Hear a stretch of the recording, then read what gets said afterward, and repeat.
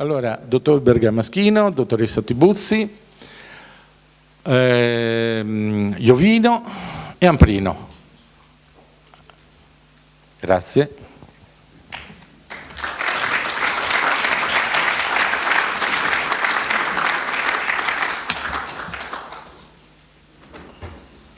Come volete, non ci sono posti riservati.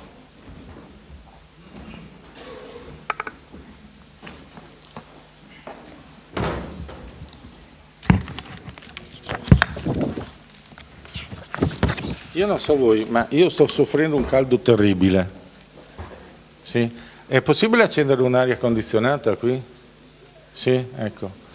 Così eviterò di sciogliermi prima. La giacca è obbligatoria. Sì. La giacca è obbligatoria, ovviamente. Vuoi toglierti la giacca, Marco? Se parti tu ti seguo. No, io non posso, tu sì. Allora, avete sentito quello che abbiamo parlato sino adesso. Adesso vorremmo parlare del ruolo di Asilea nelle statistiche, nel performance, nel leasing. Perché? Io, come i miei colleghi qui presenti, sono sia soci Unire che soci aggregati Asilea.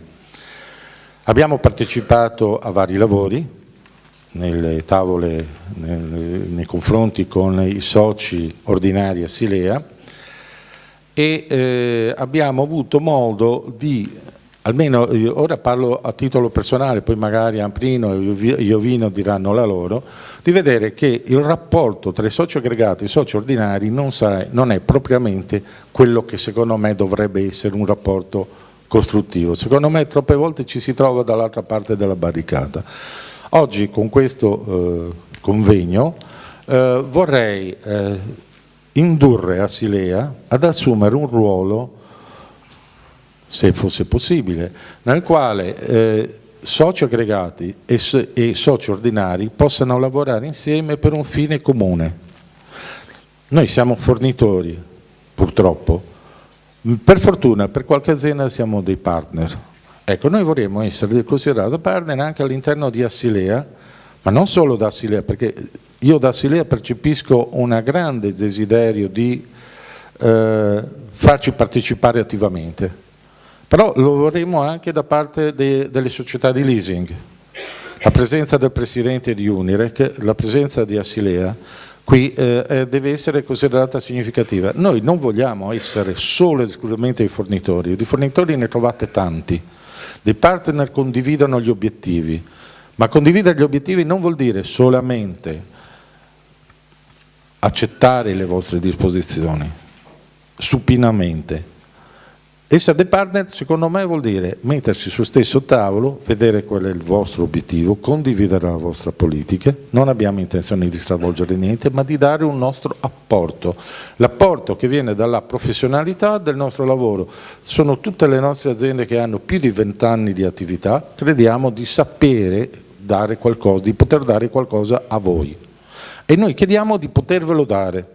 Ma noi ve lo possiamo dare solo se ci troviamo le porte aperte e non le porte chiuse. Tutto qui. Quindi adesso questa tavola rotonda mira proprio a cercare di aprire un dialogo che ci auguriamo di poter continuare successivamente nelle varie sedi di Asilea quando ci saranno varie riunioni e varie tavole. Qualcuno vuole iniziare per prima? La dottoressa Tibuzzi.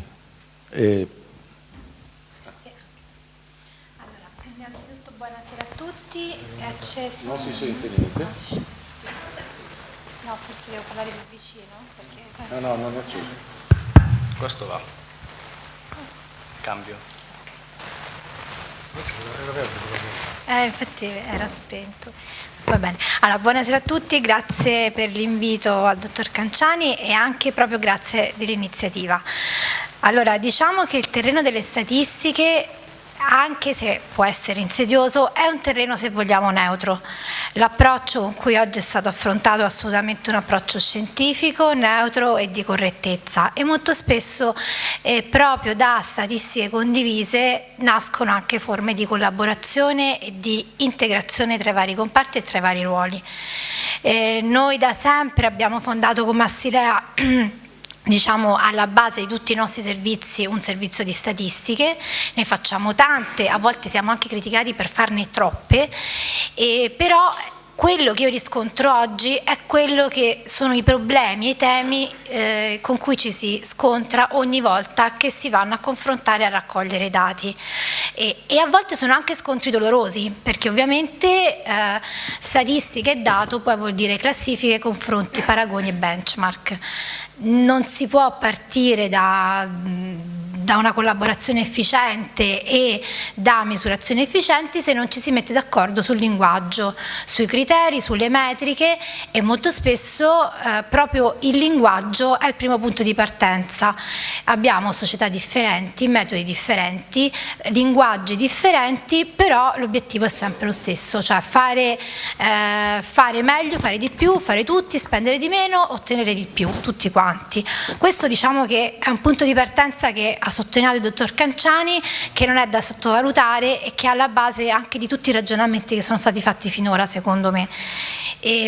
Dunque, io tante cose che ho riscontrato nelle metriche, nelle presentazioni precedenti, sono aspetti di disomogeneità che si riscontrano in qualsiasi campo. Nel leasing, ad esempio, noi sulla definizione di outstanding ci siamo scontrati, abbiamo rivisto la definizione, perché ovviamente a seconda di cosa si va a misurare, dell'obiettivo che si vuole ottenere, ad esempio si prendono solo i contratti in decorrenza, i contratti in decorrenza più i saldi, i contratti più in decorrenza più gli scaduti, cioè i contratti risolti, gli interessi o meno, i canoni insoluti o meno, cioè a seconda della classifica che vogliamo fare e del tipo di valore, di indicazione che vogliamo avere. Ad esempio nel rischio di credito ovviamente vogliamo avere determinate informazioni, nella classifica sulle quote di mercato ne vogliamo avere altre, e bisogna mettersi d'accordo sulle metriche. Non è detto che una modalità in assoluto sia migliore dell'altra. Quello che io volevo dire a completamento, se si può completare, perché diciamo che le cose ovviamente del mercato ne sapete molto più voi di me, è che sicuramente anche tutte le considerazioni che sono state fatte sull'insourcing e l'outsourcing derivano anche probabilmente da un'evoluzione che c'è stata nel tempo da parte delle società di leasing di approcciare il problema del recupero crediti, un problema che è diventato sempre più cogente e che rientra ormai quasi nel core business, no, del settore, lo sappiamo, cioè l'emergenza adesso è il recupero. Quindi se alcune società non erano in grado, non sono ancora in grado di gestire correttamente questo aspetto, è perché è relativamente nuovo, no, rispetto ad altri, e quindi insomma io adesso non voglio difenderle, ma il vostro aiuto è necessario, e non credo che ci sia sempre la volontà di non capire, a volte proprio non c'è la percezione del problema, e quindi diciamo che bisognerebbe anche vedere poi come si è evoluta, no, l'attività. Magari adesso sono ancora molte quelle che fanno una valutazione della performance ancora in outsourcing, ma forse un tempo erano ancora di più, oppure alcune non ce la fanno a star dietro a tutta questa attività e quindi hanno dovuto darla in outsourcing. Quindi diciamo che sono tante, no, penso, le situazioni da considerare. Un aspetto importante che è stato trattato in tutte e due le presentazioni è quello del trattamento del recupero bene, del ripossessamento, della messa a disposizione. Vabbè, sapete meglio di me che nel recupero crediti, nel leasing, il recupero del bene è una specie di argine che distingue due importanti processi del recupero, no? E ovviamente, come ha detto lo stesso dottor Canciani, a seconda del settore in cui la società di leasing opera, può essere più o meno importante recuperare il bene, può essere a volte anche un danno recuperarlo se il bene non vale nulla, quindi diciamo che anche lì è bene mettersi d'accordo prima, capire che cosa vogliamo valutare. È possibile che le società lo valutano in maniera diversa perché chiedono dalle società di recupero cose diverse, perché magari per una società è importante recuperare bene e considerarlo in un certo modo, o per altre no. E certo bisogna mettersi d'accordo, cioè, e fare tutto in maniera molto trasparente. Ci sono poi invece degli aspetti, un quarto punto molto importante, in cui l'associazione si deve anche un pochino prendere il ruolo di come dire, moralizzatore, cioè, o comunque di mettere a fattor comune osservazioni importanti, quali quella che diciamo degli insoluti e dei protestati, che era ad esempio un aspetto che io non conoscevo, che molto probabilmente è molto più diffuso di quanto immaginassi, e che sì, lì bisogna proprio cercare di far capire che nella valutazione del recupero è importante gestire questo aspetto, e ignorarlo è deleterio per tutti, cioè in primo luogo proprio per la società di leasing, e quindi assolutamente insomma, su questo bisogna assolutamente fare un'opera di diffusione e anche un po' di moralizzazione del settore, come molto spesso le associazioni fanno. I tempi di gestione di una pratica, anche io ero rimasta un po' perplessa sul fatto che non venissero sempre presi in considerazione. Poi gli stessi dati, le stesse società di leasing hanno spiegato che di fatto il tempo è un punto di partenza, non è un punto di arrivo, magari non è corretto, insomma bisognerebbe cercare di valutarlo in maniera migliore. E anche un aspetto che c'era nella presentazione del dottor Amprino, distinguere non solo tra precontenzioso e post contenzioso, ma anche per anzianità del contenzioso. Questo è un aspetto molto importante che sicuramente magari alcune società non considerano, ma che va inserito in statistiche e valutazioni del recupero crediti. E poi un'altra cosa, senz'altro, numero clienti e numero pratiche. È ovvio che anche questo magari una società di leasing per lì può, oppure un esterno, no? Io adesso ancora mi considero un'esterna perché non sto entrando piano piano nel settore, non lo percepisce, però è ovvio che un raffronto numero clienti e numero pratiche, un dato medio sicuramente nella statistica va assolutamente inserito, perché è un'attività assolutamente diversa recuperare tanti crediti presso 2 o 3 clienti che non disperdersi in una miriade di clienti diversi, di soggetti diversi. E poi alcuni aspetti, ecco, mi hanno sorpreso un pochino i dati sulla ripartizione geografica del dottor Amprino. Mi sarei aspettata una maggiore differenziazione per area geografica, anche se poi ci sono ovviamente i limiti dovuti al fatto che è una prima rilevazione che va segmentata ulteriormente, però questo ci fa riflettere sul fatto che l'area geografica forse incide più sul rischio credito che non sul recupero. Una cosa che però ho notato è che mancavano i tempi di recupero nell'area geografica. Forse lì non è che lì l'area geografica incide non tanto sulla percentuale, ma sui tempi magari. Però insomma sicuramente anche fare delle comparazioni per area geografica e performance medie è qualcosa di interessante che va fatto. Se le società di leasing non lo fanno, devono cominciare ad attrezzarsi. E poi vabbè, il tipo bene per noi, insomma, ecco, a me sorprende il fatto, no, che non sempre viene preso in considerazione il tipo bene, ma è un pochino anche però appunto il discorso poi forse di cosa si aspettano le società di leasing dal servizio di recupero crediti. Cioè, alcune magari vogliono gestire il bene, altre meno, quindi su questo c'è parecchio da riflettere, perché appunto il discorso del tipo bene anche a noi ci porta su considerazioni abbastanza complicate. Tutto ciò premesso, cosa possiamo fare? Perché a questo punto tocca a noi, no? Allora, io cercherei di mettere a fattor comune l'esperienza di tutte e due queste ricerche, cercherei di costruire insieme un glossario condiviso a Stirea, Unirec, se è possibile, che sembra una banalità, ma tanto si parte dal glossario. Eventualmente creare occasioni di incontro, convegni, tavoli di lavoro tra società di leasing e società di recupero crediti, però secondo me bisognerebbe cercare nel medio termine di andare un pochino oltre, cominciare a raccogliere in maniera sistematica delle statistiche. Ecco, mi scusi dottoressa, riallacciandomi a quello che sta dicendo, io vorrei però passare un attimo la parola ad Amprino, che sì, mi diceva, mi evidenziava alcuni aspetti che ritengo interessanti proprio su quello che sta dicendo lei. Secondo te, Gianni, oltre, visto considerato che rappresenti una delle aziende che nel mondo del leasing c'è da sempre, cosa ne pensi dell'opportunità di definire un criterio standard sulla determinazione delle performance?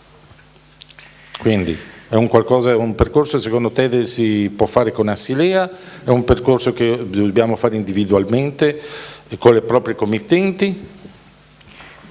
Ma io penso, insomma, 25 anni fa, prima di cominciare a fare l'attività di recupero, ho lavorato in azienda, e per cui riesco a mettermi anche nei panni delle aziende che, come dicevo prima, fanno parte di Cuneo Leasing, tu, vero? Come? Eri in Cuneo? Ero in una società di leasing, sì, ma a parte quello poteva essere poi anche...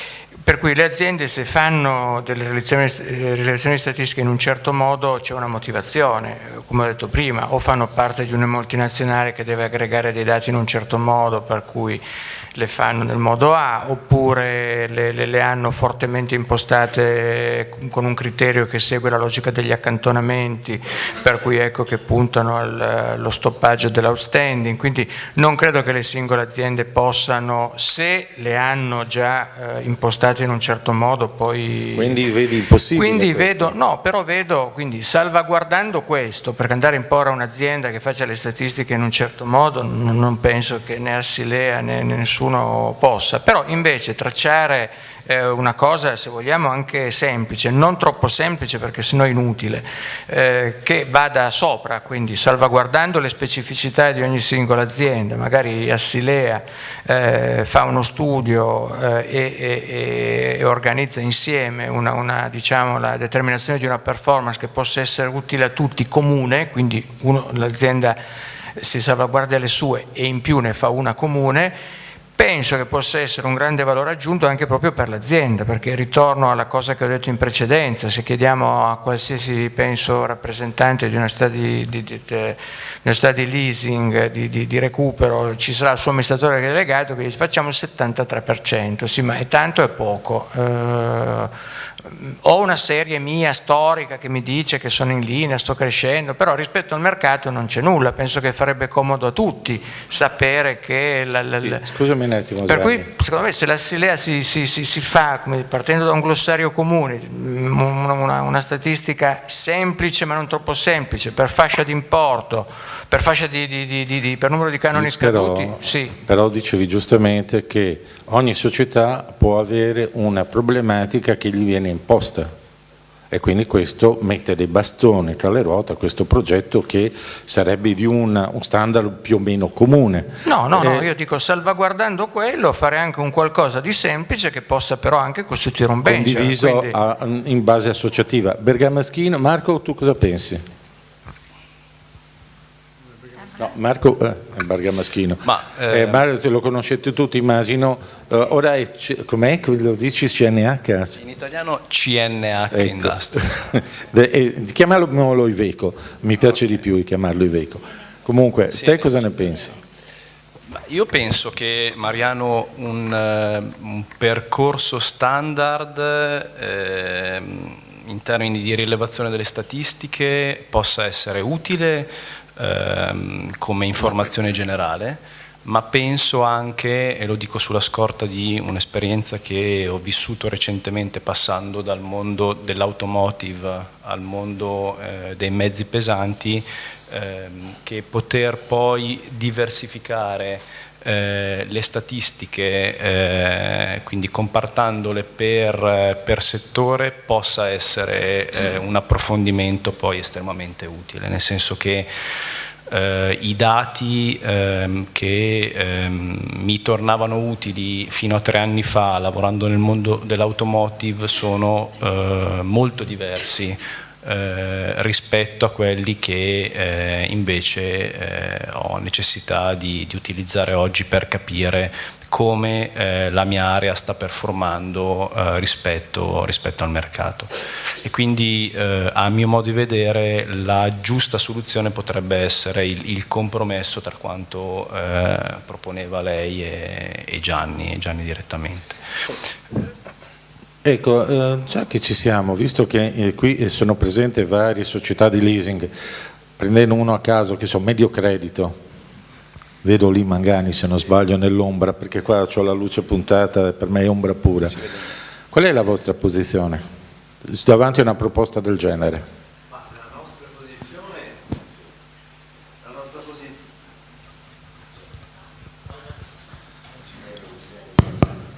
La nostra posizione, diciamo, è quella di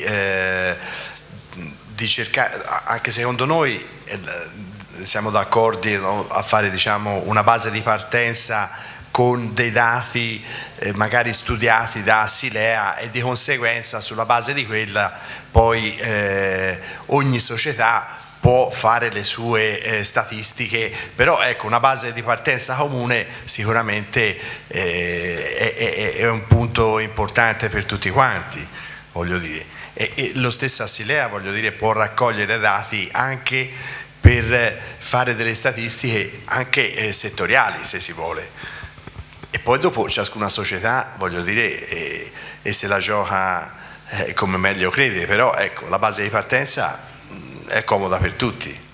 Dottoressa Radeghieri, lei cosa ne pensa? Radeghieri, banca privata leasing. Buonasera.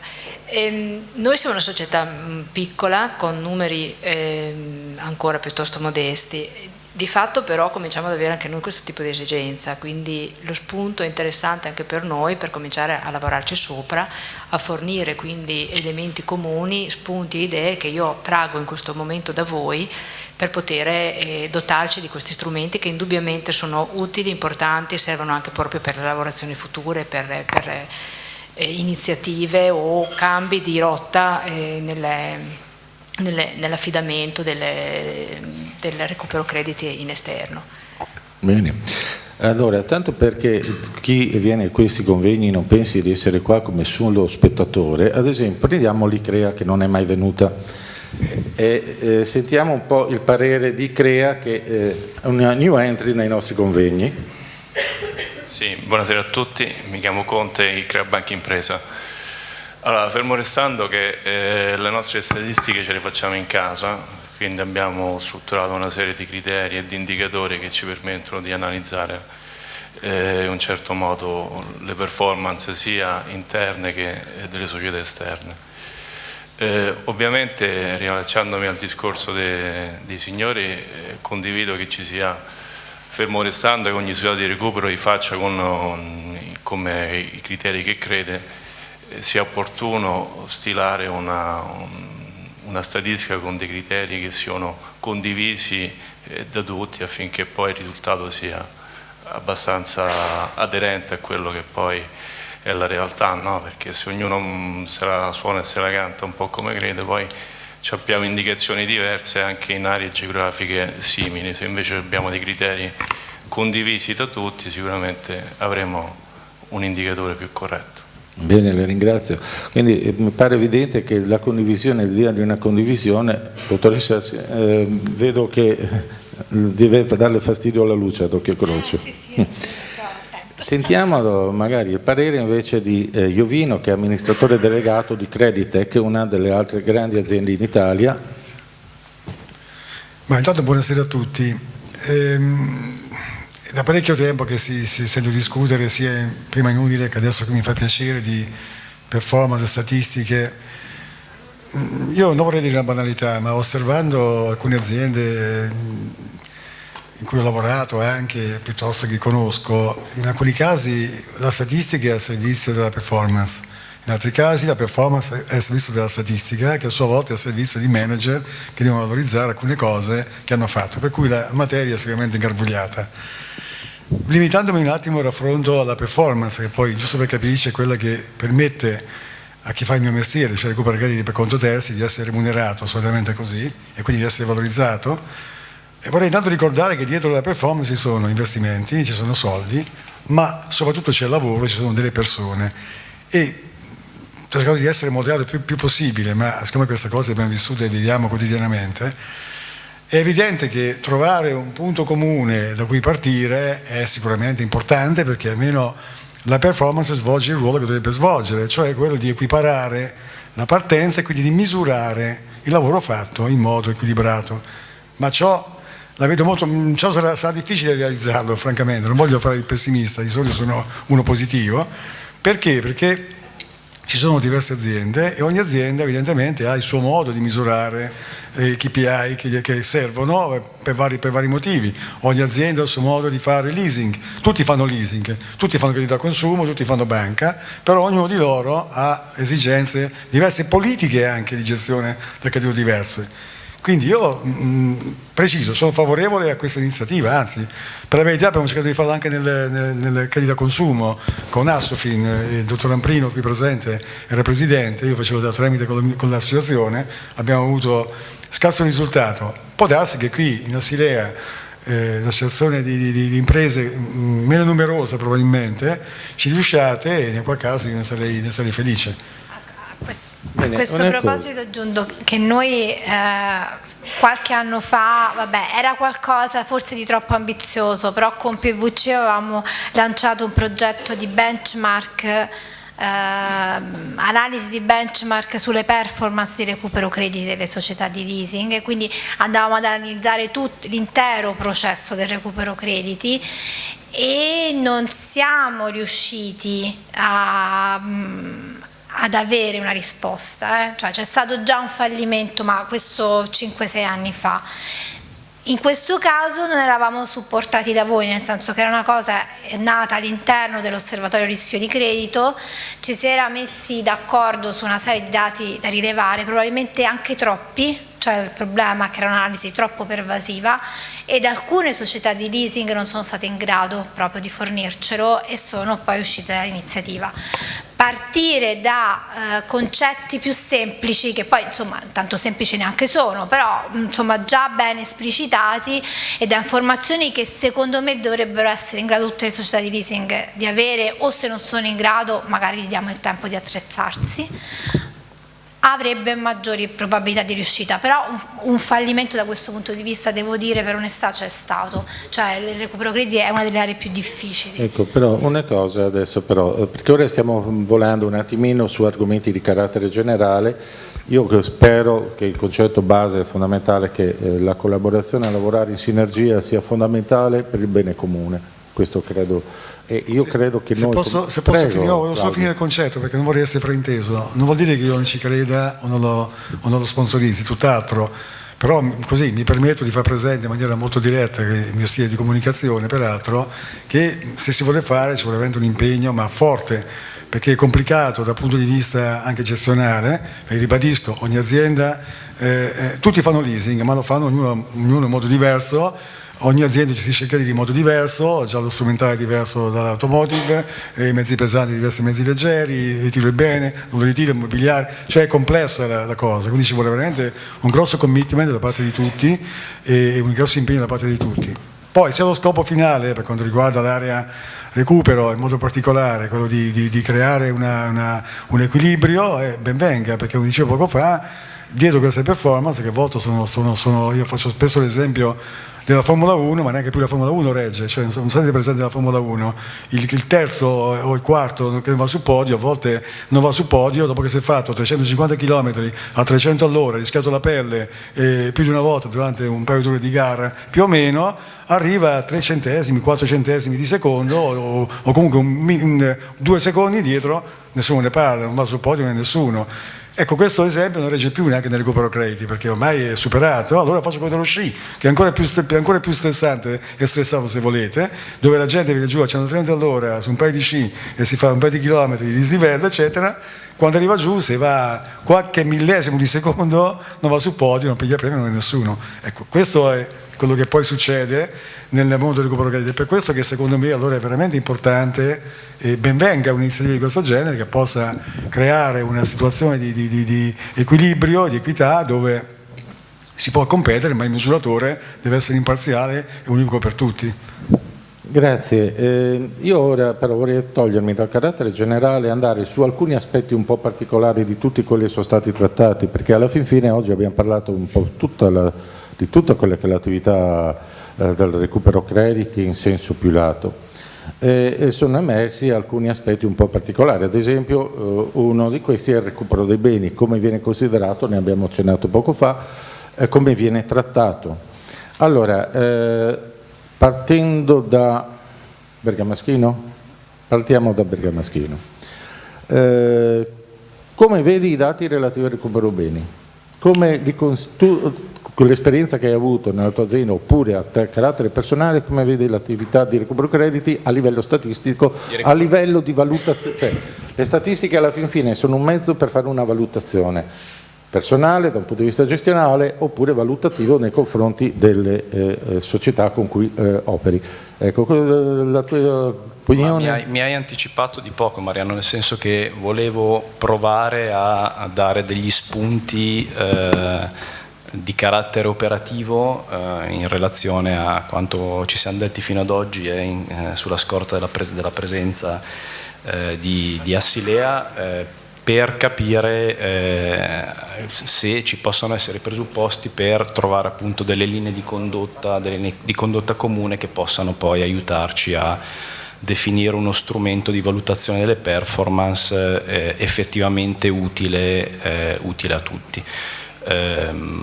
Partendo dalla tua domanda, l'analisi delle performance sull'attività di repossession penso sia, almeno per quanto riguarda in questo momento il mio attuale ruolo, una delle attività principali, se non la più importante, e penso meriti all'interno dell'analisi statistica che avete elaborato un cluster ad hoc che possa aiutarci a capire, a comprendere come questo tipo di attività viene Quindi la separeresti proprio? Io la terrei assolutamente separata e lo dico, mi stai dicendo se è d'accordo, lo dico per più ragioni. La prima ragione in relazione appunto alla tipologia di mezzi che in questo momento la mia azienda e l'area collection della mia azienda si trova a dover rimpossessare. Sono mezzi per i quali spesso la repossession non rappresenta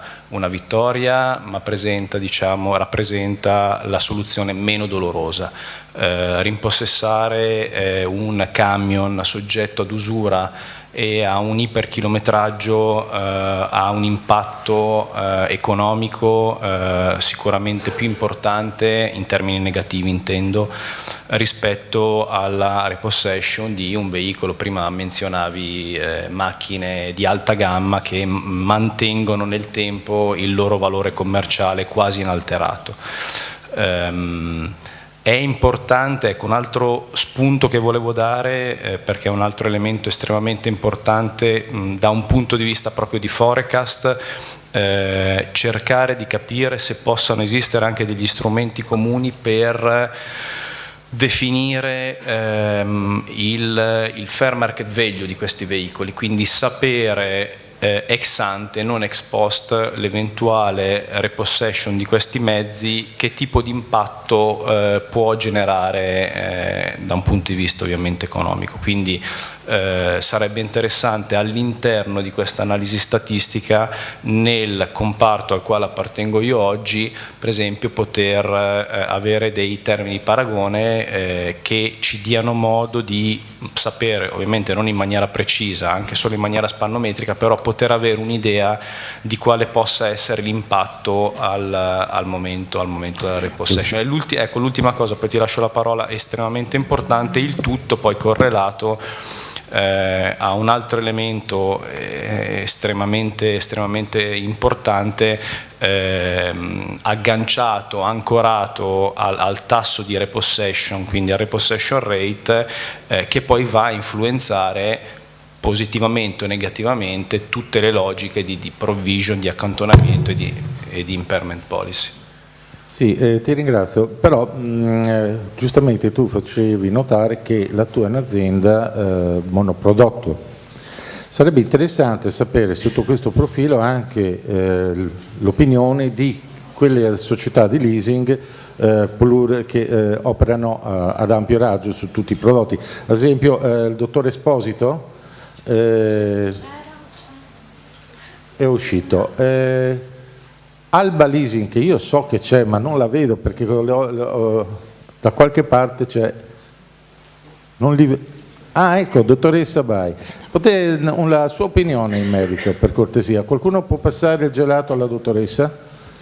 Buonasera, ma noi trattiamo tutte le tipologie di prodotto, sicuramente la gestione del bene oggi è, come ha detto prima,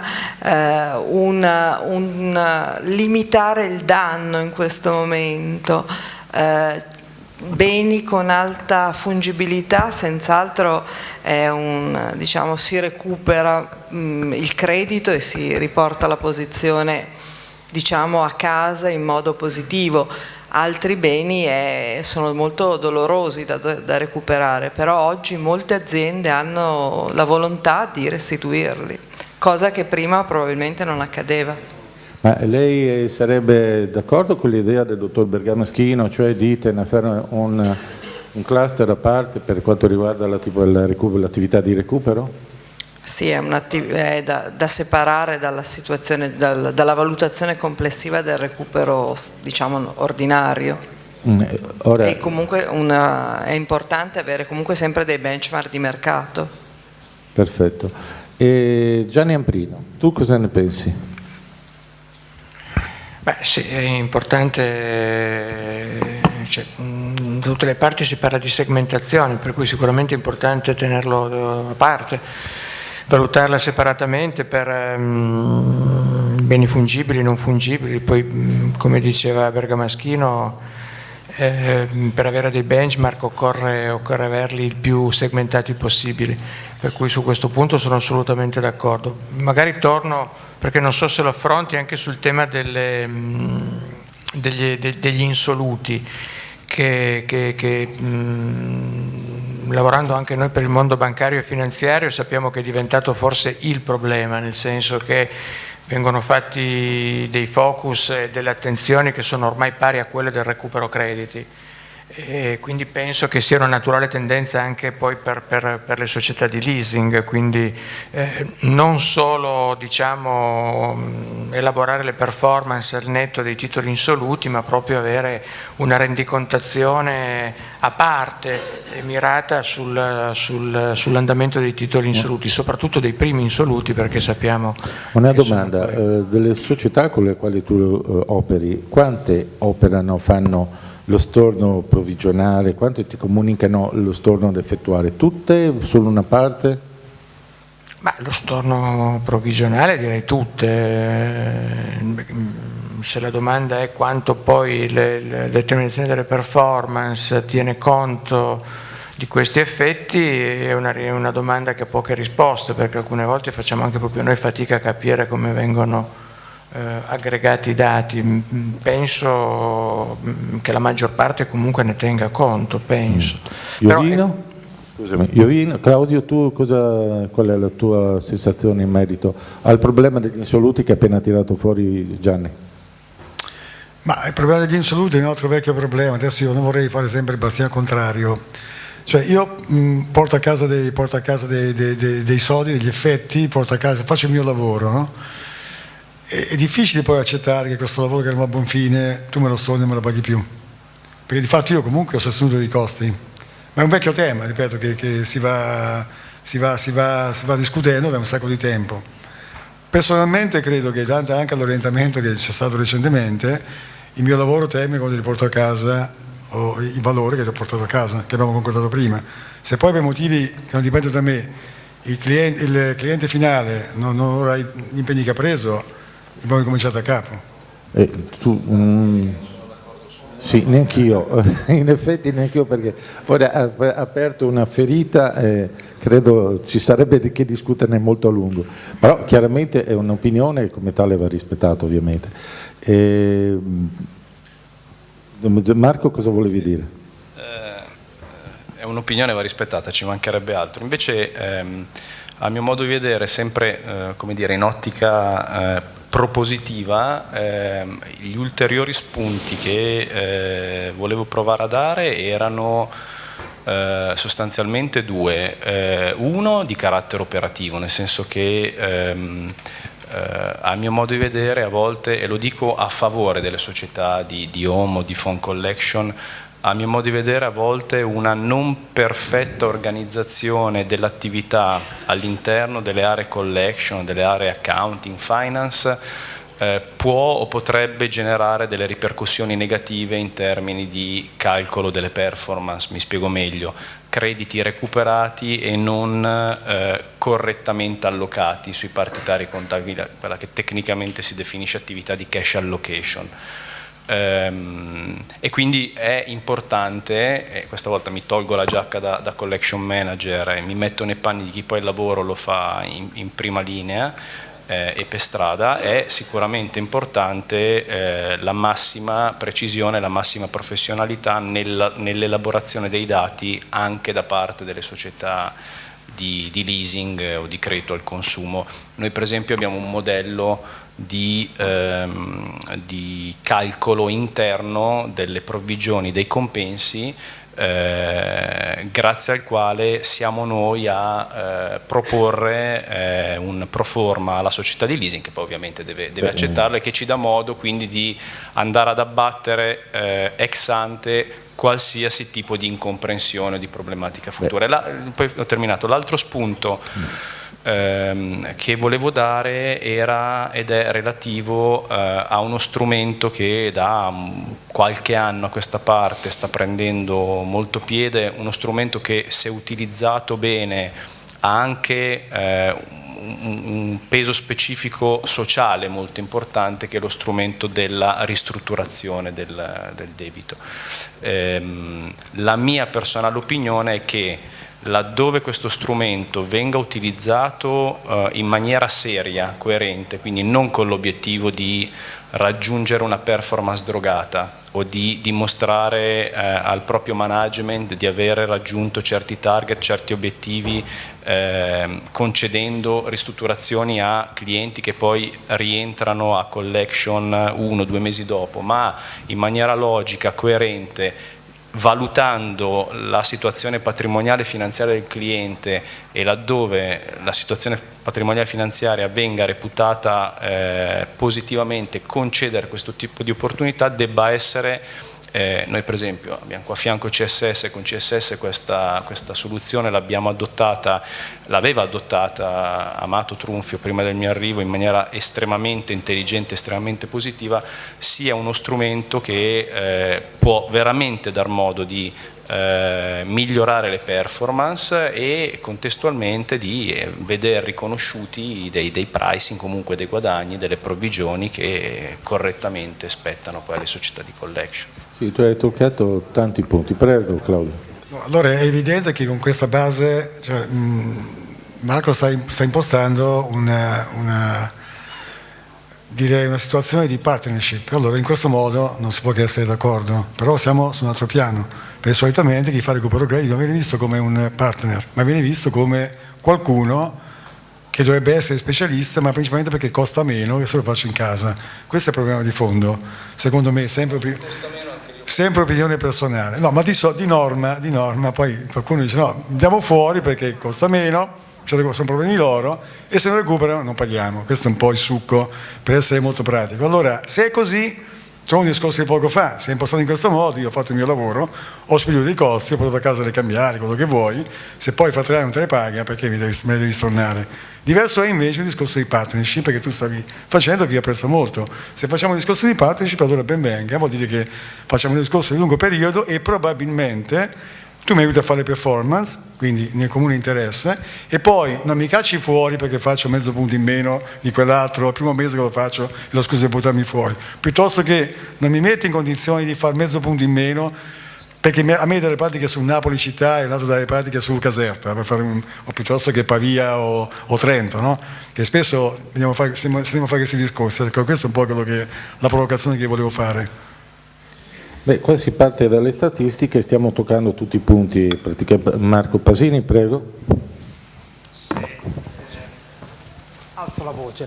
No, un elemento che volevo aggiungere, non volevo interrompere la discussione, un elemento che va a riprendere l'aspetto statistiche è quello legato anche alle modalità di incasso. Negli ultimi anni abbiamo assistito a delle problematiche sulle modalità di incasso e delle differenze nel mondo, soprattutto nel mondo del leasing, molto evidenti. Quindi il benchmark che Asilea eventualmente si potrà adoperare per mettere a punto, ecco, andrà tenuto conto anche alla luce di questo aspetto, cioè non tutte le società incassano nello stesso modo, non tutte danno gli stessi strumenti di recupero, quindi delle variazioni sul piano delle percentuali di recupero anche significative nascono da questo. Società più aggressive dal punto di vista del incassiamo, società molto più invece come posso dire, un po' più delicate sotto questo aspetto, che fra l'altro è un aspetto che tocca molto anche secondo me anche la perdita di performance che possiamo aver avuto negli ultimi anni sul piano del leasing, in parte generato anche da questo. Negli ultimi 5 anni sicuramente abbiamo una attenzione molto più maniacale, perché molte società si sono adeguate agli standard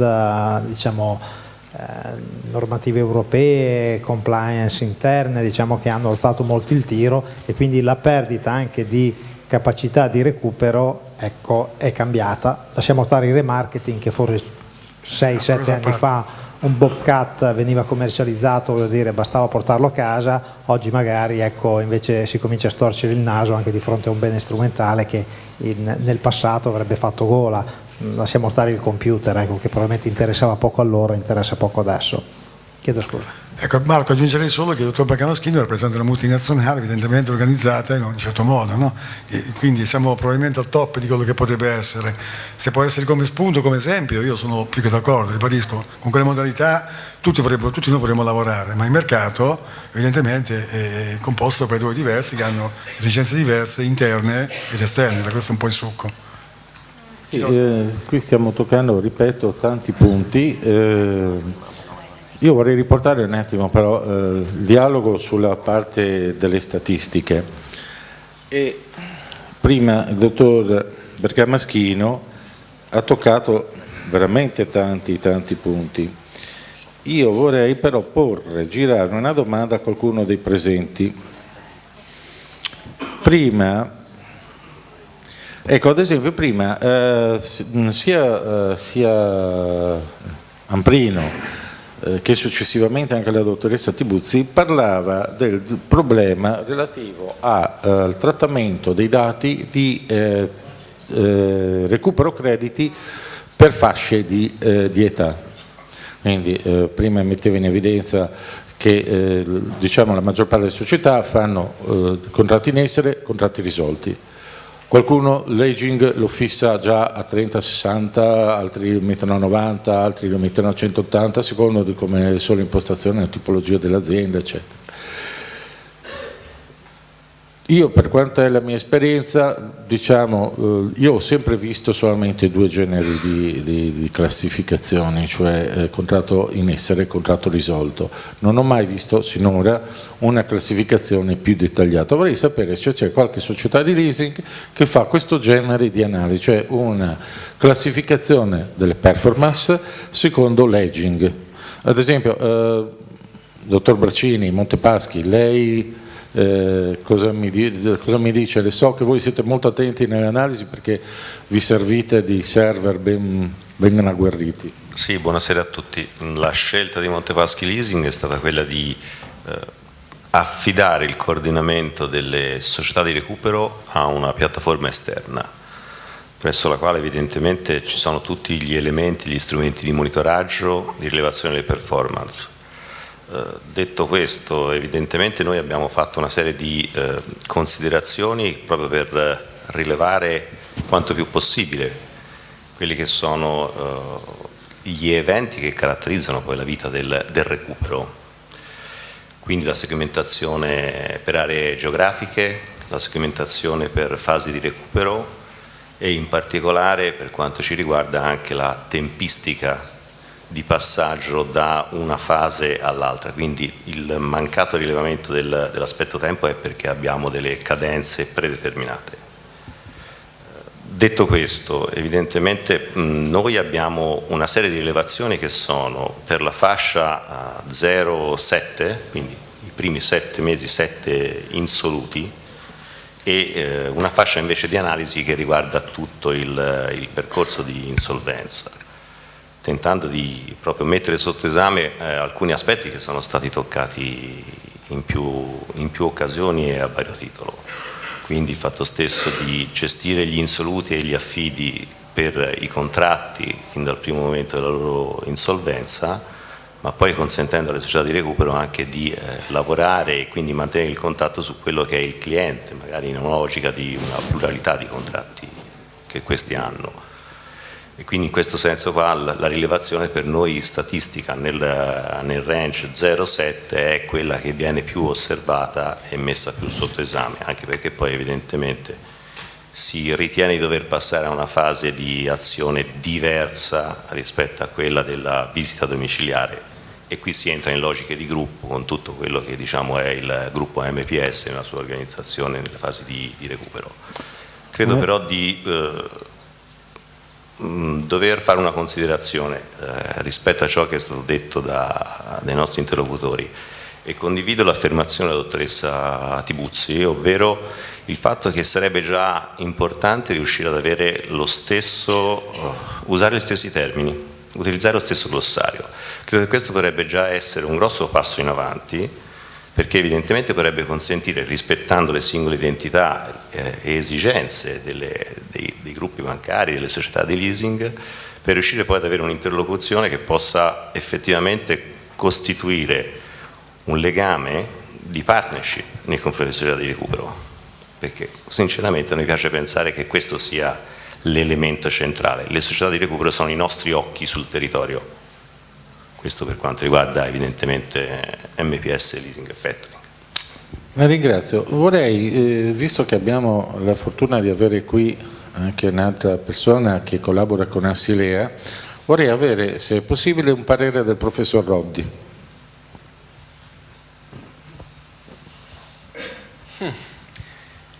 Sotto quale profilo però desidera il parere? Al professor Roddi, essendo consulente di Assilea, direi che il profilo più interessante è quello della condivisione, della creazione di un qualcosa in comune per le società leasing, per l'elaborazione statistica. D'accordo, penso che poi il suo pensiero nascosto sia quello Scusi, poi le lascio la parola su quello che vuole. Va bene, grazie. Il tema secondo me riguarda, e penso dire una cosa piuttosto scontata, la relazione che è sempre esistita tra recuperatori e cosiddetti mandanti o preponenti, tema che riconosciamo da un po' di annetti, in quanto con alcuni di voi ci conosciamo, non dico da bambini, ma quasi. Il problema è questo, io l'ho vissuto anche in Assofin molti anni fa, con i vari Luzzi e via le altre persone. E la questione è una profonda fiducia che si deve instaurare nell'attività che viene svolta da parte dei recuperatori di credito sul territorio. Io stesso, quando ero servo professionista, lasciatemi dire, cioè parecchi anni or sono in entità anche piuttosto cospicue, non apprezzavo in modo particolare il mondo dei recuperatori esterni. Poi ho dovuto cambiare idea vedendoli all'opera, perché chiaramente molti di voi sono bravissimi, specchiati, magnifici, e via via il mercato è andato perfezionandosi, arricchendosi di figure professionali e di società ottime. Allora, primo, vediamo di rispondere a tono sul problema delle statistiche. A mio avviso è certamente fondamentale che ci sia non solo un linguaggio comune, che è la premessa minimale, ma delle categorie logiche di lavoro, di individuazione, di cosa ci serve. Dobbiamo capire che il remarketing, piuttosto che il recupero con l'aging o via dicendo, è uno specchio essenziale della nostra attività, atteso che il recupero crediti ai noi è diventato vitale e ancora per chissà quanti anni lo sarà. A questo punto è evidente che ci debbono essere delle modalità di lettura, di comprensione, di intelligibilità di ciò che accade, al fine di poterci migliorare tutti quanti, sia la società mandante, che evidentemente ricorre al recuperatore esterno e interno a seconda delle situazioni con un'ottica economica per risparmiare il più possibile e per il raggiungimento del massimo risultato col minimo sforzo, noto, famoso, basilare principio che tutti conosciamo, talmente evidente ma fondamentale. Per cui delle statistiche specchiate, chiare, comprensibili, immediate e poi via via sempre più sofisticate, secondo me sono fondamentali. Io vedo i lavori della Tibuzzi, che è bravissima, nel corso ogni mese me li leggo, io poi non ho la cultura dedicata a queste materie e 2 più 2 per me certe volte fa 3 o 5, non per convenienza ma perché non sono capace a contare. La faccenda è certamente utile avere uno sguardo statistico, il quale però ha come punto, secondo me, successivo, ulteriore, è la organizzazione dell'attività e delle mandanti e evidentemente delle società di recupero crediti. Credo di averle risposto, poi non voglio fare di fuori tema su altre tematiche che mi verrebbero molto utili, ma visto che mi ha coinvolto la ringrazio. Prego. Dottoressa Tibuzzi, vuole aggiungere lei qualcosa? Sì. Beh, innanzitutto le statistiche ovviamente sono un punto di partenza, non possono essere considerate un punto d'arrivo, qui mi aggancio, dottor Roddi, e anche a quello che è stato detto da altri relatori, le statistiche sono sempre un benchmark, quindi possono essere dolorose ma vanno lette con i limiti delle statistiche. Cioè, tanto per darci un esempio, pensiamo anche il danno, no? Che magari alcune statistiche, alcune classifiche hanno fatto al settore leasing in passato, le statistiche sullo stipulato. Diciamo che sono state utili, importanti e a volte anche dannose. Quindi ogni tipo di statistica purtroppo pone dei confronti, dei benchmark e siccome non tutto può essere racchiuso in una statistica, bisogna anche sapere andare oltre. Questo insomma è un punto importante, diciamo, da mettere sul tavolo prima di fare qualsiasi altra cosa.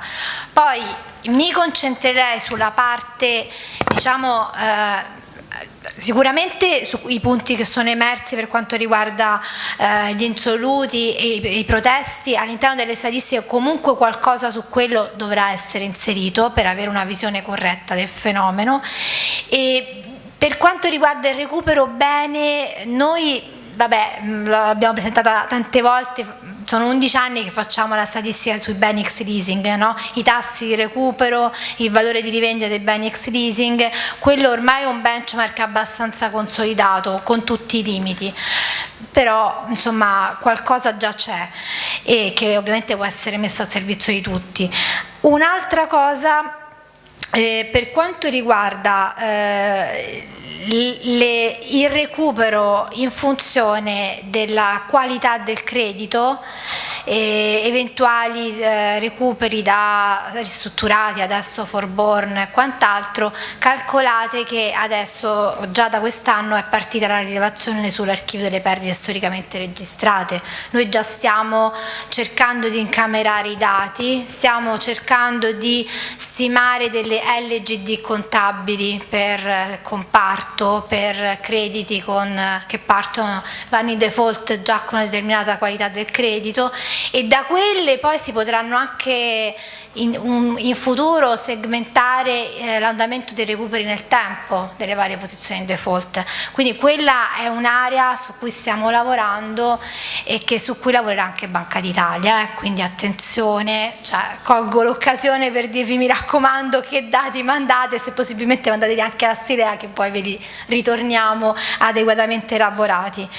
E per quanto riguarda tutto il resto, sicuramente la segmentazione per fascia di durata noi la facciamo anche nelle statistiche sul rischio di credito, no? Quando segmentiamo il portafoglio adesso usiamo una tipologia di segmentazione molto simile a quella di Banca d'Italia, quindi facciamo tutto ciò che è credito deteriorato, ma anche lo scaduto un mese ancora non deteriorato. Abbiamo introdotto delle fasce intermedie, però questo sull'analisi del portafoglio, quindi possiamo fare anche qualcosa di simile nel momento in cui andiamo a vedere le performance dei recuperi, quindi magari potremmo usare anche delle definizioni simili a quelle di Banca d'Italia, visto che poi ce le ritroviamo anche nell'analisi di LGD e dell'archivio delle perdite storicamente registrate.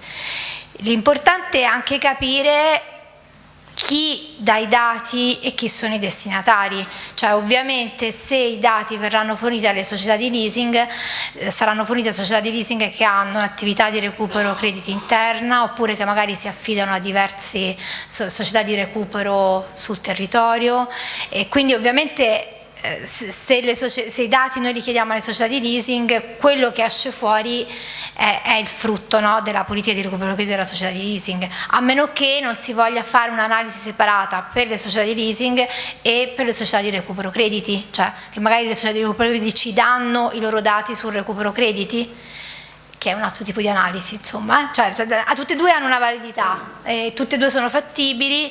Poi ovviamente qui c'è anche Unirec, quindi ovviamente non ci possiamo sovrapporre al loro lavoro, ognuno insomma fa il lavoro suo, però ecco, anche questo è un tipo di valutazione nel momento in cui impiantiamo la statistica da fare. Perché... La ringrazio, dottoressa. Un giro velocissimo, partiamo da Claudio, a conclusione.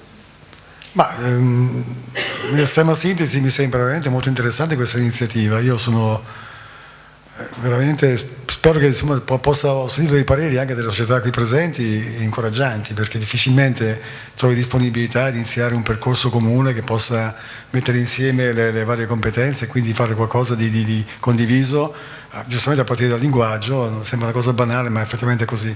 Per cui auspico che questa cosa possa veramente concretizzarsi, perché può essere utile veramente per tutti, un discorso proprio di partnership e non di fornitore da sfruttare, mordi e fuggi. Ecco, questa è un po' la mia idea. Grazie Claudio. Marco? Ma assolutamente allineato con il giudizio di Claudio. Penso che il grosso valore aggiunto che potremmo avere in futuro è sostanzialmente quello che ho menzionato prima, quindi la possibilità di andare a definire nella maniera più omogenea e razionale possibile questi dati, affinché poi possano effettivamente, nel vero senso della parola, poi tornare utili per tutti, e che diano anche modo, e questo è il mio auspicio personale, diano anche modo di capire come ognuna delle proprie aziende si sta posizionando proprio in termini di performance. Grazie. Gianni? È duro aggiungere qualcosa, sposo quello che ha detto. Speravo non dicesse quest'ultima cosa che ha detto, per cui mi ha anche tolto questa. Condivido quello che hanno detto loro, ripeto, soprattutto in un'ottica di riuscire a definire un benchmark e quindi che sia di utilità a tutti. Ecco. C'è qualcuno che vuole fare per caso una domanda, un intervento? No. Allora io vorrei concludere, intanto vorrei ringraziare un'altra volta ancora Asilea, che è stata determinante, Unirec della vista del Presidente che ci rappresenta tutti quanti, anche per il patrocinio che hanno dato a questo breve evento. Spero che possa esservi utile, ripeto, sia per chi partecipa solo oggi sia chi parteciperà domani. Riceverete una chiave USB con dentro tutti i file relativi a quello che avete visto. Un ringraziamento anche ai miei colleghi che hanno accettato di venire qua. Ora, Pasini è il presidente ma è anche un collega, quindi a Pasini, a Lerge Credit per essere presente, Claudio Diovino con la Credit Tech, Gianni Amprino della CSS e gli altri colleghi presenti, di cui scusatemi ma sono in controluce e non vedo nessuno, quindi abbiate pazienza e saluto tutti quanti, li ringrazio per essere venuti. Ringrazio tutti e non li metto per ultimi, i miei esattori e gli altri esattori che sono qui presenti. Questo convegno si chiama Una vita da esattori.